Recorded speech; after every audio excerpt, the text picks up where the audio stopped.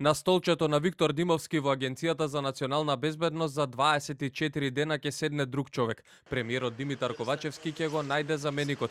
Вели дека заминувањето на првиот човек на агенцијата не е поради одговорност за случајот Онишченко, туку поради амбасадорската функција во Париз. Утре пак на затворена владина седница, Димовски ќе реферира за пропустите, бидејќи внатрешната контрола денеска ги завршува проверките во Агенцијата за национална безбедност, пошто ќе се знае дали освен лицето која прескокнало проверката во НАТО сојузниците, одговорност ќе сноси и друго лице вработено во агенцијата. Контролата треба да покаже дали искусниот вработен во Агенцијата за национална безбедност намерно или ненамерно е прескокнал проверката и со тоа дали ќе има и кривични пријави за случајот Онишченко.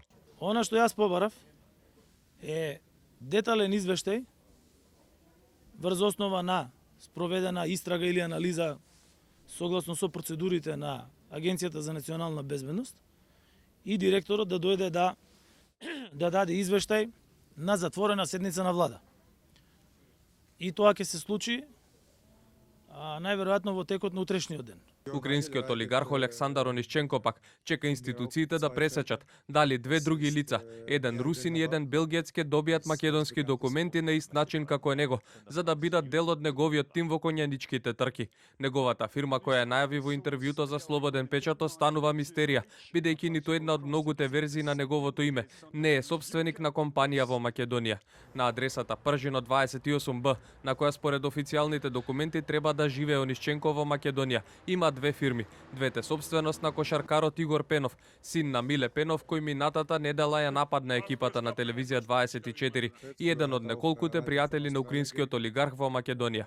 Двете фирми според официјалните документи се отворени минатата година, но ниту една од нив не е директно поврзана со Онишченко. Во меѓувреме се чека истрагата како во собранието протече тонски отчетот на првиот човек на АНБ Виктор Димовски во Комисијата за надзор над работата на Агенцијата за национална безбедност и Агенцијата за разузнавање. Од МВР велат секторот за компјутерски криминал се уште работи на случајот, а собранието, чиј тим уште во петокот се обидуваше да ја реши мистеријата, како гласот на Димовски одеше во живо на нивниот официјален YouTube канал, само одговорија дека истрагата е во тек.